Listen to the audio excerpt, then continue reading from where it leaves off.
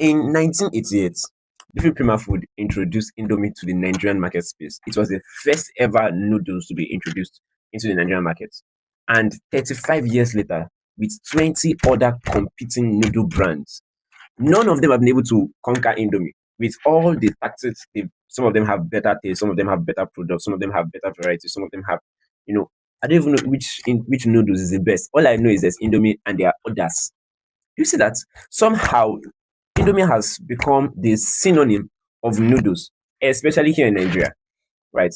Now, my question is, why exactly, or how did it happen in such a way that even after 35 years and 20 other competing brands, one noodle brand has been able to stand out in the whole market space?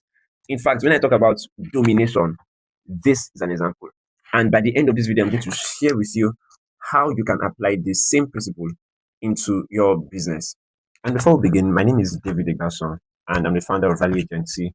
We are building Africa's FMCG digital marketing agency, where we focus exclusively on food, beverage, and personal care brands. We are focused on helping them grow across Africa and to grow their business to be globally. Anyways, I'm on a journey of reading every marketing book that's ever been written for the next 365 days, and I'm sharing the contents or sharing my ideas here on this channel. So what I need from you right now is to subscribe to this channel and write the comment that says, "Today I'm one step closer to building a global brand." Have you done that? Let's get into the video. So most coaches will tell you when you want to start your business, the first thing you have to do is to study your competitors and look at what your competitors are doing. It's a lie. Trust me, it's a lie. Now, there are two parts of that story.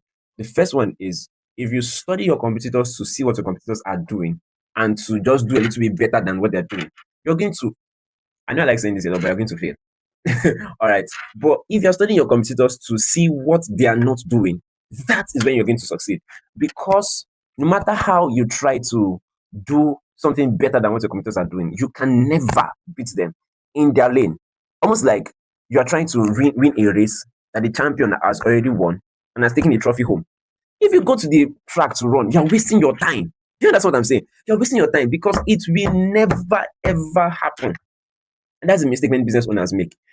Somebody is already a leader in a field, then you come from nowhere and think, okay, if I do a little bit better than this, what this person is doing, if I just reduce my price, if I just, create better products, I'm going to beat this competitor.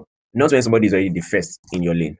All right. Explain two reasons why this happens. Number one is that the first person in your lane is normally always the leader in that lane. Of course, example number one, Indomie is not the best. Well, you would argue with me that it's the best because it's actually the first, but you might not really know. If you are blindfolded and they say, okay, taste which one is Indomie, which one is any other brand, you might not really know. All right. But because it's the first, it's the leader. Another example, Piggy Vest, all right, when it comes to Gen Z brand savings, all right, it's not the best, but was the first. This is a Coca-Cola. So another example, okay, Coca-Cola is not actually the best drink. From taste reports, it's not the best. All right. But because it's the first, we all take it as the leader. And of course, there are other marketing principles that they apply consistently to ensure that their leadership position is maintained. And I'm going to share others in the next videos coming. All right. But from history, it has already been proven that the first person or the first business that wins a category normally always becomes the leader of that category. Even though sometimes there might be exceptions to this case, but many times that's what happens. Number two, the second reason why this happens is because the market judges success by entry. I'm going to explain this. Now, if we have three brands that come into a market space, and the first one normally would have 100% of the share. All right, when they come into the market, you have 100% market share. The second person that comes, then market share will be split in two. So we have probably 70 and then 30. All right, or 60 and 40. You see that? And then the next one that will come would normally just have 2% of the market share. All right. So the market always rewards you according to your position of entry. It's as simple as that. Market always rewards you according to your position of entry, nothing more than that. If you check any category, you see that the first person that came into the market had a larger market share. The second person that came into the market had a fewer market share. Then the third person that came into the market has, do you understand? So how do you apply this in your business? It's very simple. I'm going to share three actionable steps with you. Right. Number one, you have to audit your category. Now, I want you to make a research today and ask yourself, who else is already doing what I'm doing? For some of you, you would have a lot of other businesses doing what you're doing. All right. For some, no other person is doing what you're doing. But just make that research. This is what we call competition analysis. All right. Make the research and see who is doing what you are doing. Correct. So when you make this research, you'd have to ask if there's somebody else doing what you're doing, right? You need the second action. But if there's no other person doing what you're doing, then there's a big opportunity for you to become a leader in your own space, in your own category. Number two, you'd have to find your first. What I mean by that is that you'd have to look at the businesses that are already doing what you're doing. That's if you have people who are doing what you're doing. You'd have to look at these businesses and say, what exactly are they not doing yet that I can do? And from that, you carve out a new category for yourself. For instance, there are many digital marketing agencies in Nigeria, in Africa. All right. But and from my own business, we've served many niches, right? We've done real estate, we've done food and marketing brands and food brands, we've done packaging brands, we've done a lot of brands, we've done tech startups, right? We've worked with so many niches, but we've decided that look, we're going to focus on one category and we're going to own this category. That's for the FMCG brands, right? Because we've seen that we enjoy working with them. We enjoy the sales process, we enjoy the creative energy that comes with that. We enjoy the results we've gotten for most of the FMCG clients that we've worked with. All right. So you'd have to find that category. What people, nobody else in Nigeria or Africa is focusing on FMCGs.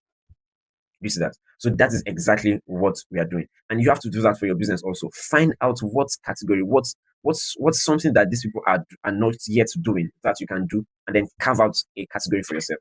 Action three is that you have to plant your flag and plant it consistently. What I mean by that is once you find your category that you want to work in, what you have to do is that you have to say it consistently. Every video you will watch on this YouTube channel, I'm going to tell you that Riley Agency is the number one and the first FMCG digital marketing agency in Nigeria and in Africa. Every single video you watch. You know why? Because I want it to burn into you that this guy, once it comes to FMCG, look for these guys. That's the same thing you should do. You have to consistently state it that this is what we are doing. This is the category that we own. For instance, you can say we are the first X brand that does Y for so and so set of customers. By the first business to produce so and so products for so and so kind of customers in so and so place. Do you understand what I'm saying? Exactly. So in conclusion, back to my Indomie story.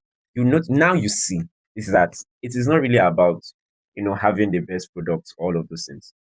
Indomie is winning because Indomie came here first.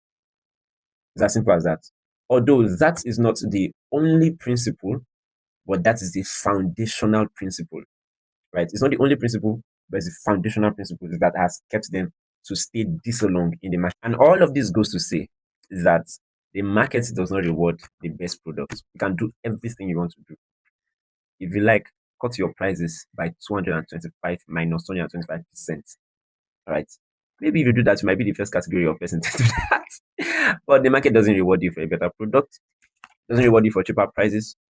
The market rewards you for being the first in a category or being the first to create a new category from a category.